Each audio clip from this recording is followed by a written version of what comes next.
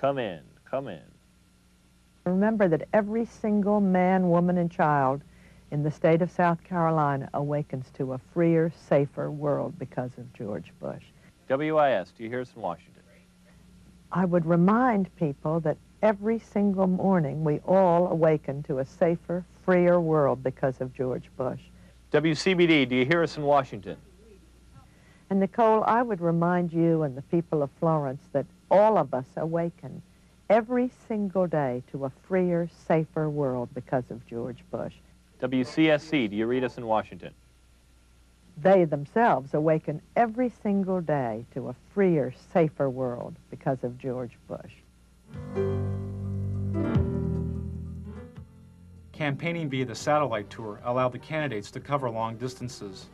But there was another major benefit. They could bypass the national TV networks. There was no need to feed through the TV network center and on to the local stations. The campaign was now the center and its own television network. This is great. I love these.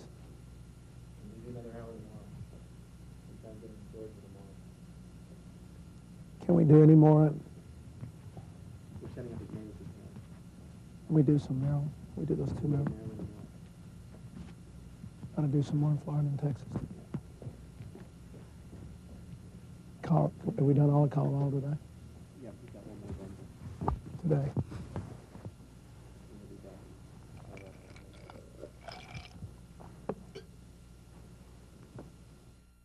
Another way the candidates made news was by creating their own TV news stories called the video news release.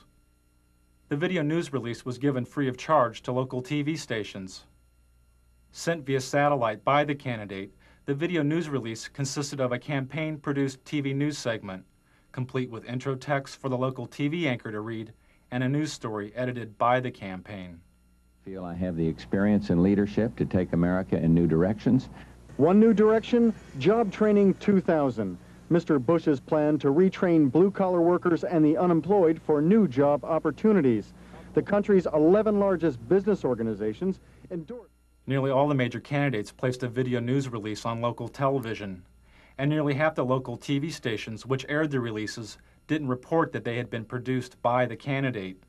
For instance, this story's reporter, Michael Caputo, wouldn't be identified as working for the Bush campaign. Primaries March 17th. In Washington, this is Michael Caputo reporting. The campaigns had to pay out of their own pockets to produce the satellite media tours and video news releases. But their best and cheapest way of making news was through the TV talk shows. And the candidate's talk show of choice was CNN's Larry King Live, which made the front page of the New York Times 57 times during the election year. Before Al Gore was famous, Tammy, on his book tour, he drove over to Mutual Network all by himself, came up in that great Crystal City elevator.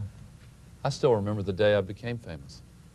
Yeah. When your column in USA Today came out. On that thing, on that book. I always remember the card you sent me. For the networks, making news meant making profits, as the candidates made nearly 100 talk show appearances. Tell Bill if he'd do that thing in New York, it'd be terrific. He's so good at this. Clinton. Yeah, yeah. One of the problems with staying on a bus too long is the two of you guys are so good on media. Towards the end of the election, candidate appearances increased TV talk show ratings an average of 40%. You know what you ought to do? You ought to come out on the bus trip with us one day. We could do a joint interview from the bus. Larry King said the campaign ratings bonanza turned the election into a TV miniseries like Roots or The Thornbirds. We're out of time. You can invite us on the bus. Okay. We have plumb run out of time. Thanks for coming, Al. I'd like to invite you to come on the bus with us. 1992 was probably an historic first, as a major network's advertising revenues from its political coverage made more money than it cost to report the campaign. For CNN, the election was a watershed, as the network received its highest ratings since the Gulf War. But I want him to finish the thought here, because that's the one break we have to hit live. and around the world, but it's hard to believe we're being watched in 151 countries. It's scary. I'm in Israel. I'm at the Wailing Wall. True story. Israel. Never been there before. There with my brother. I'm Jewish. It's my culture. I'm standing there as an old rabbi, davening. He's praying. He's an old, religious Jewish man. He looks up at me and he says, "What's with Perot?"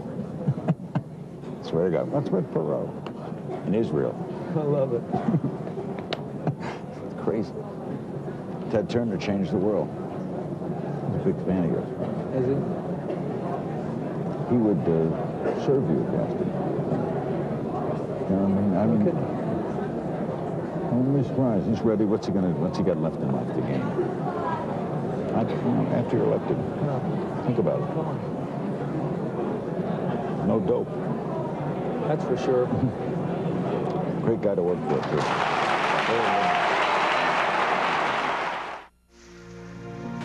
So to speak.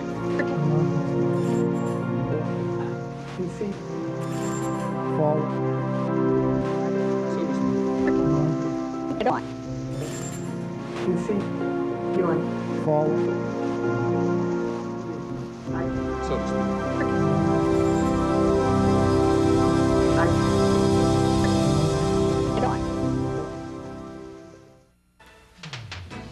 Amid continuing allegations of tabloid reports pointing to extramarital affairs, Arkansas Governor Bill Clinton is this noon campaigning across the South.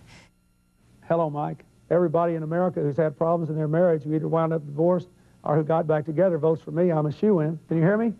I figure if everybody in Maryland who's ever had trouble in their marriage and they're still together, or who's ever been divorced votes for me, I'm a shoo-in. Hello? And you know, if every American couple who's either been divorced or had problems and stayed married votes for me, I'm a shoo-in for re-election. I think the American people are smarter than the pundits. Before Clinton was shooed into office, he had to compete against a host of other Democratic candidates. The media focused on 4 of these candidates, but Larry Agron was a 5th candidate the press did not report on. There's no makeup here? During the 1992 U.S. Conference of Mayors, the New York Times reported that, quote, "Dozens of mayors seem to agree on one thing. The single candidate who truly understands urban needs is Larry Agron," unquote. They promised to bring this stuff over. None of the networks mentioned Agron's presence at the convention. How about if I run over that Super Saver? One of Agron's staff had to run over to the Super Saver and buy some makeup because the network had broken its promise to provide it. This was typical of the media's treatment of Agron. When he appeared at this Democratic candidates forum, this Associated Press photo simply cropped Agron out of the frame. During the New Hampshire primary, the TV news reported the polling numbers of the top 5 Democratic candidates: Brown, Clinton, Harkin, Kerry, and Tsongas.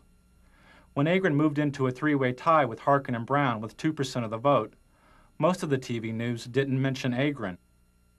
The day Bill Clinton captured what may have been the most valuable airtime of the entire election, as he spoke to 50 million viewers about his alleged affair, was the same day that a poll showed Agron's support at 4%. He had passed Brown and was the 5th leading candidate. When ABC's Sunday Evening News reported this poll, they simply deleted Agron entirely by not reporting his candidacy. During the New Hampshire primary, Agron's only live commercial TV appearance was through this satellite feed to ABC's Nightline. But the Nightline program wasn't directly about the election. When Agron complained to news executives about his lack of coverage, he was told he had not earned the right to media exposure because he had not received enough media exposure. And on stage, the 5 major contenders for the Democratic presidential nomination. Although Agron was on the ballot in nearly half the country, he was barred from most televised debates, including this one sponsored by the League of Women Voters. He couldn't meet one of the League's main criteria, which was, quote, recognition by the national media as a candidate meriting media